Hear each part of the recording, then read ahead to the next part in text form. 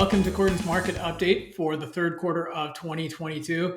As always, really appreciate you listening to these. Hopefully they're helpful. And if you have any questions you want to see us answer in an upcoming market update, go ahead and ask those questions. So if you're getting this via email, just reply to that email, ask questions. If you're watching this on YouTube or something like that, feel free to leave questions in the comments and we will answer those in upcoming episodes. Okay, this quarter we're going to talk about in this recap, just quickly hit the highlights or lowlights as they may be from the third quarter. And then we're going to dive into, take a look at what the market is pricing in, what the current price of the market is telling us about future. We're going to take a look at, are we in a recession? That's a question that everybody continues to ask. And then look at some good news and some bad news. Obviously, there's a lot of bad news out there. I want to highlight a few good things that are happening as well. So that's it. Stick around and we'll get into the update.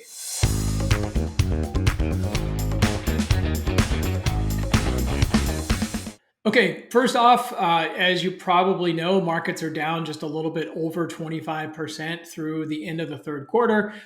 We had a nice bounce in the third quarter. Unfortunately, we had a sell-off to that ended the quarter and actually ended up at the lows for the year, down a little bit over 25%.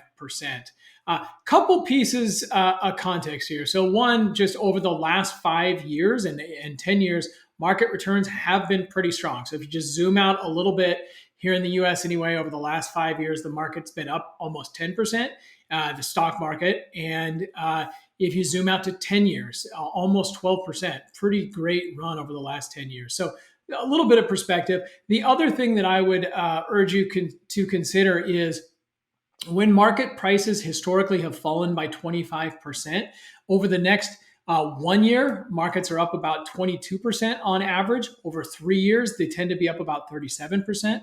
And over the next 5 years, 83%. And that's some data that Ben Carlson over at the Wealth of Common Sense put together. So things to keep in mind, 5 years, 10 years, we've seen a pretty good run. And prospective returns, once we get a market drop like this, tend to be pretty positive. So some things to keep in mind as we put the returns of the market this year into some context. Looking at different areas of the market this quarter, basically everything was down across the board. U.S. stock market down a little bit in the quarter. International stocks, emerging market stocks down. Importantly, to highlight, those returns are priced in U.S. dollars, and the returns in foreign markets were hurt by the appreciating and strengthening U.S. dollar this quarter. Real estate down, and again, bond market down as inflation continues to be a persistent issue and interest rates continue to go up. Looking at each of these different areas a little bit deeper, U.S. stocks, actually small cap stocks were some of the best performing areas in the U.S. market. And value, while it's done well year to date, did not hold up quite as well as some of the other areas in the market. Here, when we look at international returns, again, these make up about 30% of the global equity markets. Here, what you can really see is that difference between how the market did in local currencies and priced in US dollars. So you see that big gap, and that's just, again, as the US dollar is appreciating, that's going to hurt the returns for a U.S. investor on an international stock. It does give some good diversification. The U.S. dollar is not always going to be appreciating and always going to be the strongest currency. So investing in areas outside the U.S. market does give you some additional diversification into companies, but also some currency diversification. Not all your investments are priced in U.S. dollars. Emerging market side of the equation, kind of the same story here. Small cap did the best. And if you look at U.S. returns versus local currency returns, U.S. returns were worse again as the U.S. dollar appreciated. Commodities actually down slightly in the quarter, down about 4%. Some of the best performing areas were, natural gas and, corn, wheat, cattle. Some of the worst performing, oil, again, down in the quarter. Gas down in the quarter. Although if you're on the West Coast, we've seen gas prices actually come up a bit at the end of this quarter, but overall U.S. wide gas prices down in the quarter. Okay, so we want to jump into some of these questions that we're getting asked about really what's going on in the markets right now. First question is really just how much of this bad news. There's a lot of bad news out there, but markets tend to incorporate that into current prices. So, how much of this bad news is already priced in? A lot of these slides, JP Morgan does a good job in terms of putting out a guide to the market every quarter that has 100 or so slides just on current economic and market variables, factors, charts, etc. And so a lot of these will pull from that, but just hit some highlights on some of these questions that we're getting asked. So again, first off is a lot of bad news out there. How much of that is actually incorporated into current prices or priced in? And what you can see on this chart, we've got this box over here highlighted in red. And basically, by a valuation measure, the latest valuation is sort of right in line or under kind of the last 25 years average, which means a lot of this bad news is already priced in. You can see kind of where we ended the end of the quarter, and kind of one of the lower points in the last 25 years, other than right at COVID and kind of the peak of the great financial crisis. So again, referencing back to the data that we talked about earlier, when markets are down 25%, valuations drop, prospective returns tend to go up. Okay, so that's one way to look at how much is priced in. The other way to think about this is a 25% decline. How typical is that in any given year? And again, this is one of my favorite charts. I've referenced these in prior updates. But what you can see is that 25% drop is maybe on the high end of average, but it's a pretty typical decline in any calendar year. What we're seeing in this year, that 25% decline has happened all in the calendar year. So if we finish down 25%, that's going to be one of the lowest return years in this chart. But that 25% decline again is fairly typical for any calendar year. And again, on average, basically 3 out of 4 years tend to be positive. So these drops, while not fun at all to kind of sit through, are fairly typical.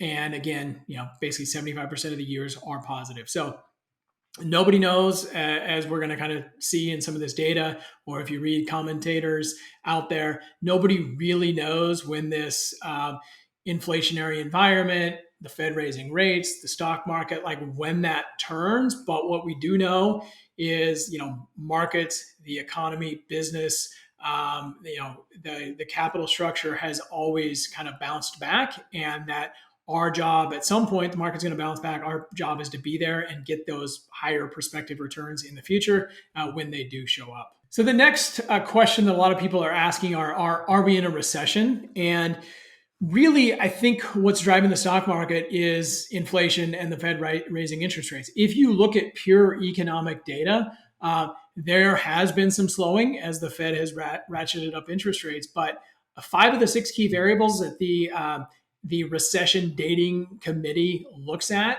are still positive. So really, the only one that's turned negative is wholesale and retail sales, but the rest of them, personal income, non-farm payrolls, employment has actually continued to be pretty strong. Employment, real spending, and industrial production all have been positive.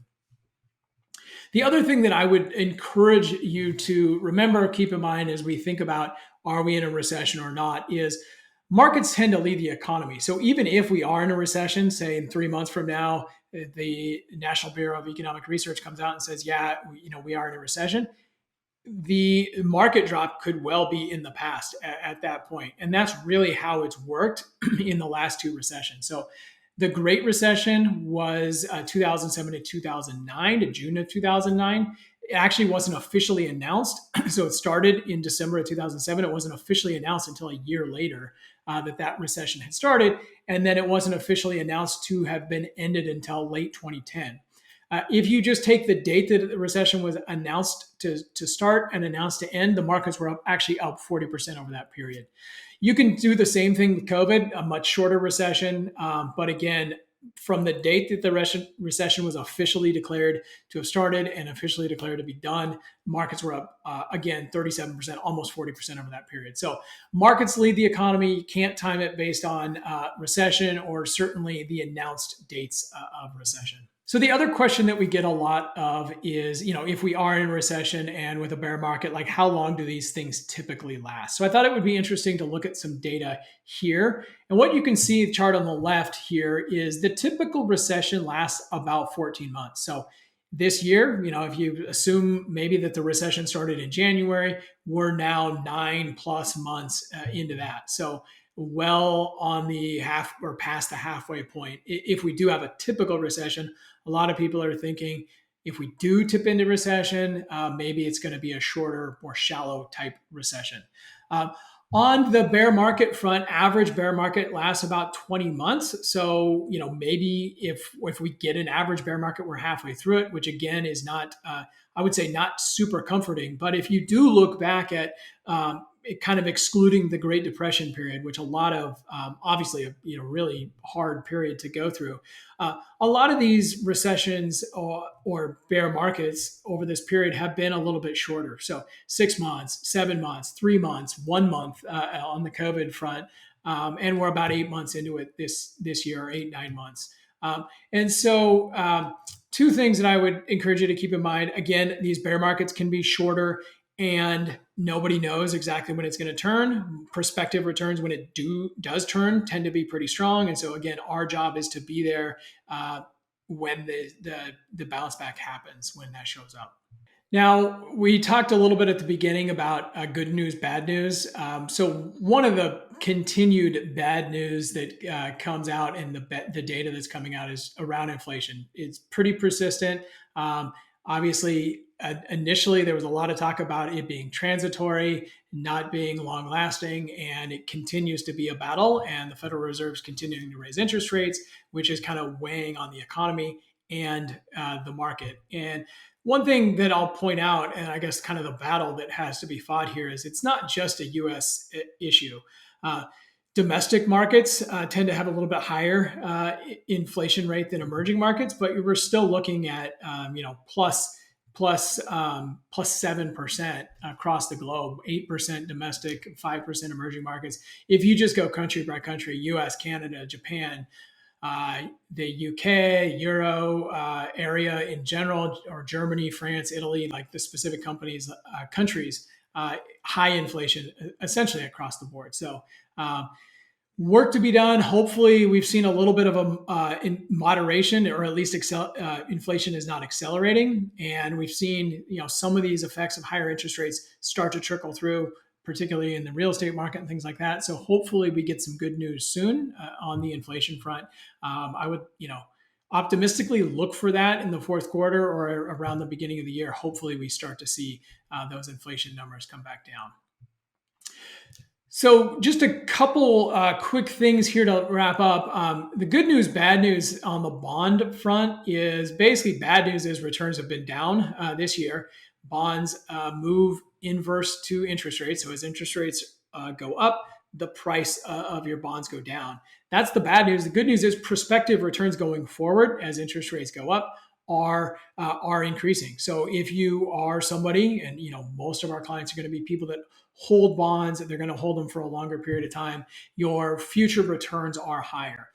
There's a lot on this chart looking at different areas of the bond market, but basically what you want to focus on is the diamond, the blue diamond, relative to the gray bars. And what you can see is across a lot of this bond market space, current returns are kind of at the top end of the range of where they've been in the last 10 years. So good news for anybody that's holding bonds going forward. Obviously, this year the bond market has been a painful area of the market. And then just really quick to end on this, kind of concluding with be a rational optimist. There are some good things happening in the economy. Not all is lost, and we always figure out a way to get through this. Prospective returns tend to be good.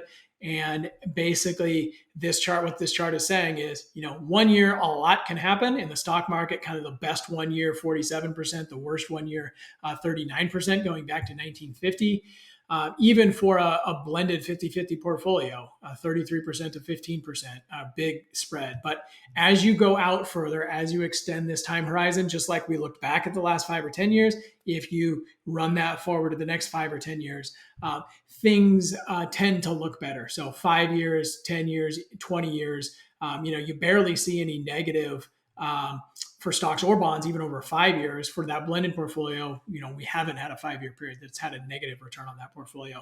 And then go out to 10 years, go out to 20 years, and it just looks better. So hopefully wanted to leave and conclude this investment recap on a positive note. Hopefully this information has been helpful just to give you a sense of kind of what's going on in the economy, what's going on in the market, answer some common questions we hear. And again, just hope it's been helpful. So again, thanks for watching. If you have any questions for next time, go ahead and submit them, and love to answer those questions as part of this update. Okay, thanks. Bye.